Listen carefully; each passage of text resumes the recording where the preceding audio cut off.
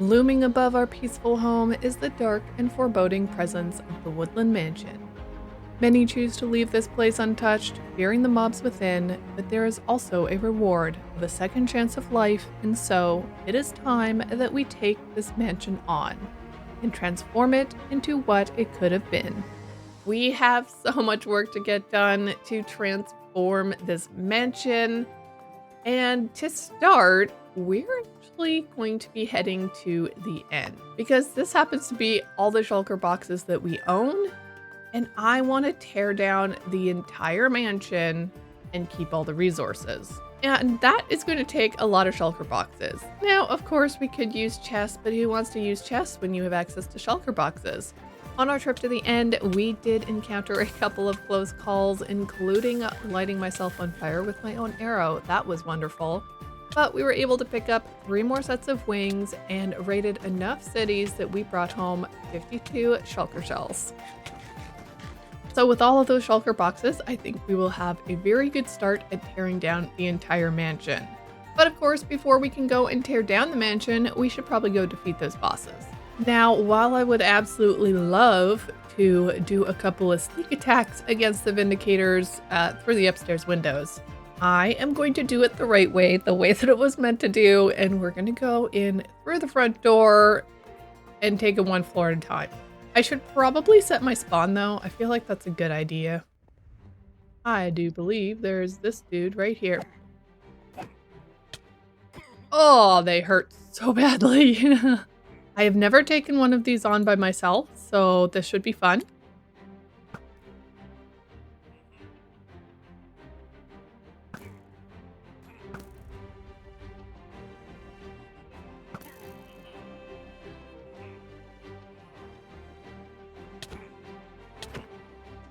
Gosh, he's gonna kill me.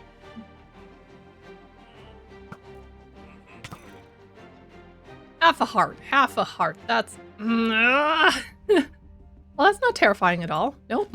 Okay, this is gonna be harder than I thought it was going to be. How do those guys hit so hard?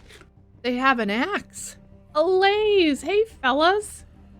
I want to free you, but I want to keep you safe. So I'm going to leave you in there for now and we'll come back for you, okay? Okay, we made it through the first level. Besides any potentially hidden rooms that we have skipped. I need a 30-second breather and then we'll restart here.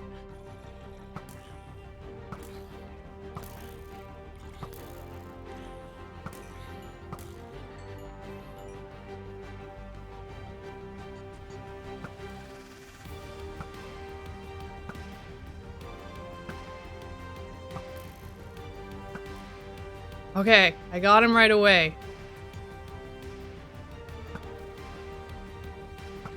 Except for those dudes. I hate those things.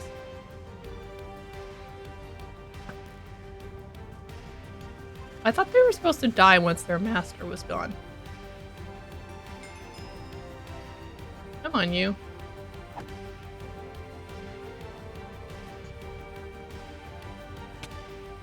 Ow. Oh, they hit so hard. Oh, and it's nighttime. I don't like it nighttime. Okay, we're gonna go sleep here. Okay, let's do it that way. Let's have the totem in the offhand and we'll just reach for our torches.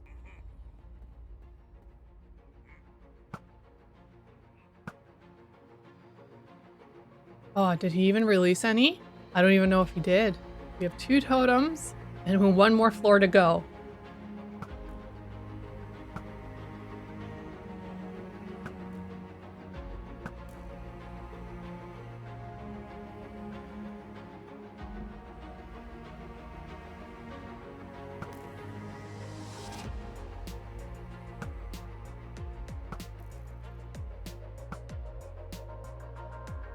Our first creeper. Did I get him? Oh, that was a close one. Well, I think that is all of the main rooms that we have that we need to actually get into here. I think we did it. I think we got all the main rooms that we needed to get, and we, of course, got 3 totems out of it, which is wonderful. So the next job that we have is to tear this whole thing down. So I'm going to sleep the night away and we are going to get on that. Well, with the entire mansion gone, we are now left with 16 new friends. That's right, I found 16 allays in the prisons of the mansion, and oh my goodness, I had no idea you could find that many allays in Woodland mansions.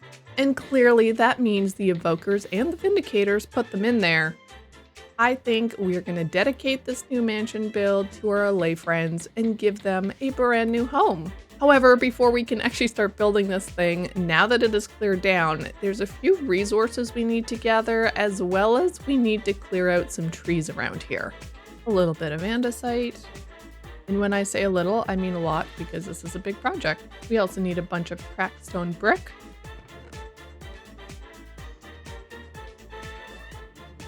For the walls, we're going to need some birch and some smooth sandstone. But this is definitely not enough birch, so we're gonna have to go and chop some down. And this is also not enough smooth sandstone, which means we're going to have to toast up this sandstone, as well as we're gonna have to go find a desert cave.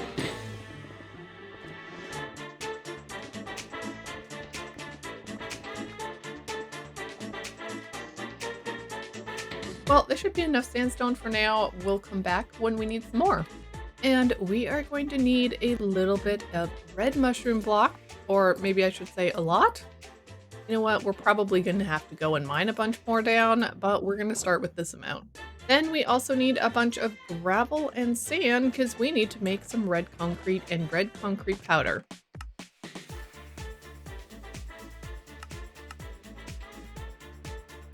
That's a pretty decent amount of red concrete powder. We do need to turn some of this into concrete though. I don't have a concrete maker, so this is going to be fun. We also need some wool, and we're just going to steal all of this red wool here. So I think that's going to be good for all the resources that we'll need for this build so far. So I think we're going to jump into time-lapse mode and get this thing built up. And building we did. This is an absolutely massive project that we're taking on here, and definitely the biggest one that I have done in this world so far. Here you can see we are starting off with a base of stone brick and cracked stone brick, as well as a little bit of andesite. I wanted to mix up the build palette just a little bit to give it a bit of texture, and I think it turned out really nice. And we're also doing the entrance here with a bit of a staircase upwards, and then we start in on framing up this build. So to frame out this build, we used a bunch of dark oak wood, and then on the backside for the walls, we did a mixture of stripped birch logs, birch planks, and some smooth sandstone. And I really enjoy how this came out.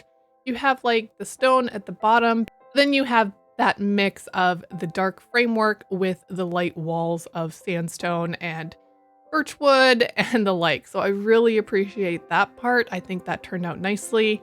We got the windows a little bit colorful with some pink glass and some red glass mixed in together, and of course window boxes along the entire front side of it. Now, I do wonder if there's a few too many windows, but because this is the front facade of the building, I think this many windows is perfect. Definitely as we move towards the back, we are going to limit the amount of windows so that we can still have some walls and that kind of thing that we can build up against. But finishing off these two stories, we end up starting in on the roof with a trim of dark oak wood. We also added in a little bit of spike kind of action up on top of the peak of the roof, which I really enjoy. And of course, we're living in a dark oak forest, so I thought it would be absolutely perfect to have a red roof on this building. And so we did that with some red mushroom blocks, some concrete powder, as well as some red wool. It is amazing, and I can't wait to give these allays a brand new home. Yes, this build is looking incredible. I am loving how this thing has turned out, but we have a whole lot more to do. That's right, we have only done the front facade of this building. I wanted to show you guys what I was thinking for the design and the build. And while I've been known to be super crazy with how much I build in one episode and what I put into it, this episode is going to be slightly different, and we are actually going to leave this episode with this much being built. I don't want to quite exactly stress myself out by having this whole thing built in today's episode, but I did want to do a huge amount of it, which I think we've done a lot. So let's talk about the rest of the build here for a second. So obviously we have nothing in here besides a lovely door and an Enderman apparently. So we're going to have multiple floors, of course. We're probably going to put like the first one on top of all this stone here, and then the second one there above the first set of windows. So we'll have at least 3 stories in this building, but we might actually put in a 4th one because I'm kind of thinking right here in the center that we're going to add in a 4th floor, just a smaller one like you would see in the regular Woodland mansions. I'm excited to see what it actually turns out to be. And I'm excited to give all these beautiful allays a brand new home in here. Some of them currently are holding things of mine, like torches, maybe an iron block. That guy has an iron block. So we'll just take those out of their hands and hopefully they won't follow me, and I'll just make sure this thing is fully enclosed. But I really like the inset feeling here on the bottom with the stone with these little archways. I think that works out really nicely. Gives a little bit depth to the project. And then of course we have these stairs holding up the framing of the build, which I like, and I have realized something. I did want to put in a few dark oak trapdoors along the bottom there. I think it's just going to kind of hold it together a little bit more rather than just having the stairs. So I will end up doing that. On these sides, instead of having the inset wall here, I ended up putting it the same layer as the framing, which I think works out all right. It just gives a different depth and look to the build. Man, looking up at this build, it's insane. It is so tall. And to imagine that we might even go up a little bit further, it's crazy. I do like this entrance. It's a little less grand than I had originally kind of thought, but I think that's okay. And I think it works out all right. Like the build itself is super grand. So maybe not having a massive entrance is all right. Otherwise, we might fiddle around with this doorway a little bit to make it slightly larger than just a one-way doorway. But can you just imagine once we have this thing finished and we have this beautiful garden out front here with a like circular driveway and a fountain? It's gonna look amazing. I'm so excited. But if we fly on up here to the roof for a brief moment, you can see what I mean about like the kind of pointed areas here on the top. I don't know what these are called. I should probably look that up, but I don't know what they're called. But of course we have the deep slate tile wall, and then we have the dark oak fence on top, which I don't know. I just really like the look of that. I think that looks super cool having it dotted across. And once we have, oh good, we were able to jump up. Perfect. Once we have this roof fully put out there, I think just seeing these top parts of the roof just adds in that little extra detail that I kind of feel like it needs. And then jumping here into free cam mode for just a second, I wanted to talk about this detail here on the front. I love it. Like, why have I not been doing this in my other builds? I love the detail that it brings just to separate it a little bit and then have the added depth that it sees here. Like, I don't know. I think that looks so cool and really makes the build. And of course, like these towers on the side, they're a little bit smaller, so they got like a little bit of a smaller detail like that. But I think overall, this build is looking amazing, and I really cannot wait to finish it. It's gonna be massive, and it's gonna be amazing. And we are 100% doing the full interior. I'm going to make this mansion so beautiful with hallways and walkways and maybe even a few hidden rooms. Maybe there's treasure or something. I don't know. It's going to be a huge mansion and I cannot wait. But my friends, that is going to do it for me today. We have done so much in this episode, from heading to the end, getting a bunch of shulker boxes, to tackling all the mobs here in this mansion, tearing it down, and then starting the rebuilding process. It is looking amazing, and I'm so proud of the work that we have done. If you did enjoy this episode, don't forget to hit that like button, and I would love if you would subscribe. It's been super fun here on YouTube, creating videos and just creating amazing content for you guys, and I really hope you do enjoy. But until my next episode, I hope you have a wonderful day, and I will catch you in the next one. Bye for now.